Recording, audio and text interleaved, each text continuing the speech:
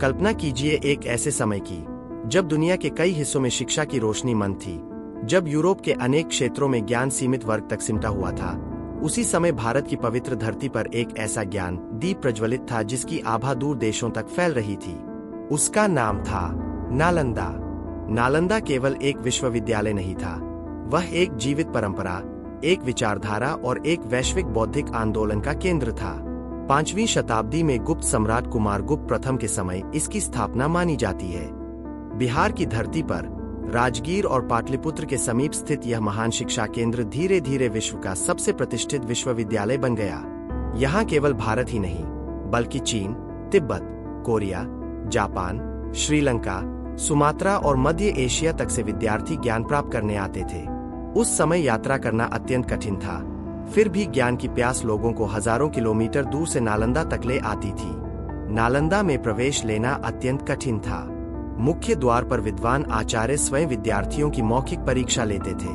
कहा जाता है कि केवल लगभग 20 से 30% विद्यार्थी ही उस परीक्षा में सफल हो पाते थे। जो सफल होते वही इस ज्ञान धाम में प्रवेश पा सकते थे। यह परंपरा दर्शाती है कि नालंदा केवल संख्या नहीं, बल्कि गुणवत्ता पर विश्वास करता था। विश्वविद्यालय पूर्णतः आवासीय था। लगभग 10,000 विद्यार्थी और 2,000 से अधिक आचार्य यहाँ निवास करते थे। विशाल प्रांगण, सुंदर विहार, अध्ययन कक्ष, ध्यान स्थलों और व्याख्यान सभागारों से सुसज्जित यह परिसर किसी नगर से कम नहीं था। लाल ईंटों से निर्मित भव्य इमारतें, ऊंचे स्तूप और शांत वातावरण, सब मिलकर इसे एक आध्यात्मिक और बौद्धिक नगर का रूप देते थे। यहाँ केवल बौद्ध दर्शन ही नहीं पढ़ाया जाता था, वेद, व्याकरण, तर्कशास्त्र, न्याय, गणित, ज्योतिष, आयुर्वेद, चिकित्सा, राजनीति, साहित्य और दर्शन के अनेक विषयों का गहन अध्ययन और शोध होता था। आचार्य और विद्यार्थी घंटों तक शास्त्रार्थ करते, तर्क करते और सत्य की खोज में लीन रहते। शिक्षा का उद्देश्य केवल परीक्षा उत्तीर्ण करना नहीं, बल्कि ज्ञान को जीवन में उतारना था। नालंदा का सबसे गौरवपूर्ण भाग था उसका विशाल पुस्तकालय, जिसे धर्मगंज कहा जाता था। यह 3 प्रमुख भवनों में विभाजित था, रत्नसागर, रत्नोद्धि और रत्नरंजक। कहा जाता है कि इनमें से एक भवन 9 मंजिला था। उसमें लाखों हस्तलिखित ग्रंथ, दुर्लभ पांडुलिपियां और प्राचीन ज्ञान का अमूल्य भंडार सुरक्षित था। तालपत्रों पर लिखे ग्रंथ, सूक्ष्म लिपि में अंकित शास्त्र और पीढ़ियों की साधना का परिणाम, सब कुछ वहां संचित था। 7वीं शताब्दी में चीन से आए प्रसिद्ध यात्री ह्वेनसांग ने नालंदा में कई वर्षों तक अध्ययन किया। उन्होंने अपने लेखों में नालंदा की महिमा का विस्तृत वर्णन किया। उन्होंने लिखा कि यहाँ के आचार्य अत्यंत विद्वान और अनुशासित थे और विद्यार्थियों में ज्ञान के प्रति अद्भुत लगन थी। उनके विवरण से स्पष्ट होता है कि नालंदा उस समय विश्व का बौद्धिक केंद्र था, परंतु समय की धारा सदैव एक सी नहीं रहती। 12वीं शताब्दी के अंत तक भारत का राजनीतिक परिदृश्य बदलने लगा। उत्तर भारत में तुर्क और अफगान आक्रमणकारी अपने कदम जमा रहे थे। सत्ता के संघर्ष और विस्तार की लालसा ने कई प्राचीन संस्थानों को संकट में डाल दिया। इसी काल में एक नाम इतिहास में उभरता है, मोहम्मद बिन बख्तियार खिलजी। वह एक तुर्क सेनानायक था जिसने बिहार और बंगाल की ओर अपना सैन्य अभियान बढ़ाया। लगभग 1193 ईस्वी के आसपास उसकी सेना ने बिहार में प्रवेश किया। उसका उद्देश्य था राज्य विस्तार और प्रभुत्व स्थापित करना। जब उसकी सेना को नालंदा के बारे में जानकारी मिली, तो कुछ विवरणों के अनुसार उसे यह एक विशाल संरचना और शक्ति का केंद्र प्रतीत हुआ। बिना अधिक जांच पड़ताल के आक्रमण का निर्णय लिया गया। नालंदा, जो शांति और ज्ञान का केंद्र था, अचानक युद्ध की ज्वाला में घिर गया।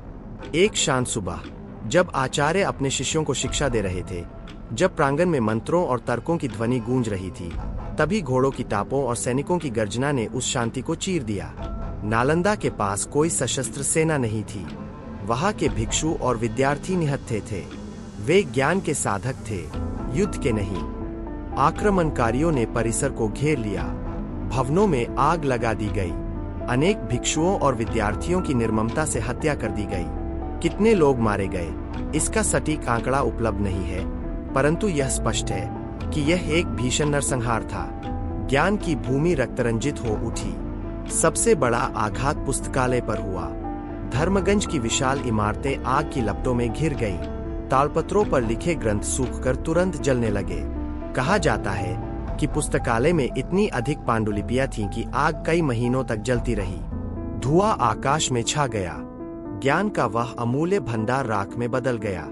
यह केवल इमारतों का विनाश नहीं था, यह एक युग का अंत था। सदियों से संचित ज्ञान, शोध और बौद्धिक परंपरा एक ही आक्रमण में समाप्त हो गई।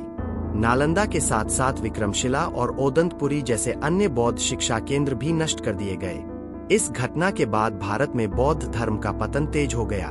जो विद्वान जीवित बचे वे नेपाल, तिब्बत और अन्य क्षेत्रों की ओर चले गए।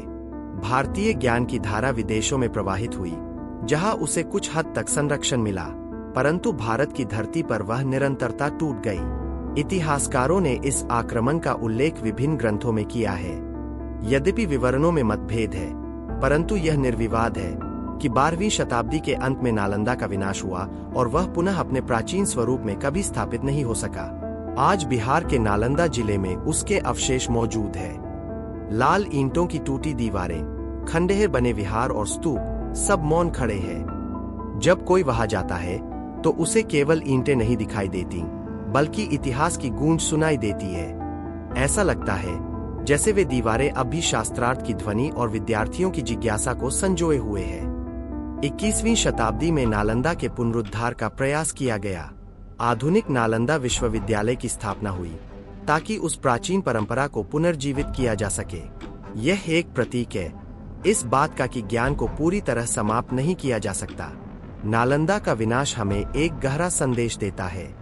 सभ्यताएं केवल तलवार से नहीं, बल्कि ज्ञान के संरक्षण से जीवित रहती है।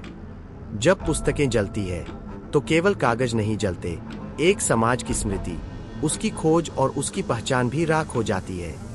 फिर भी विचार अमर होते हैं। नालंदा की इमारतें भले ही नष्ट हो गई, परंतु उसका आदर्श जीवित है। ज्ञान की खोज, सत्य की तलाश और शिक्षा की महिमा, ये मूल्य आज भी उतने ही प्रासंगिक है जितने उस समय थे। नालंदा की कहानी उत्थान और पतन की कहानी है। यह हमें याद दिलाती है कि ज्ञान का दीपक जलाना जितना कठिन है, उसे सुरक्षित रखना उससे भी अधिक कठिन है। एक क्षण की हिंसा सदियों की साधना को समाप्त कर सकती है। आज जब हम किसी पुस्तक को खोलते हैं, जब हम किसी विद्यालय या विश्वविद्यालय में प्रवेश करते हैं, तब हमें उस प्राचीन धरोहर को स्मरण करना चाहिए जिसने कभी पूरी दुनिया को ज्ञान का प्रकाश दिया था। नालंदा भले ही राख में बदल गया, पर उसका संदेश आज भी जीवित है। ज्ञान ही सबसे बड़ी शक्ति है और उसकी रक्षा मानवता का सर्वोच्च कर्तव्य है।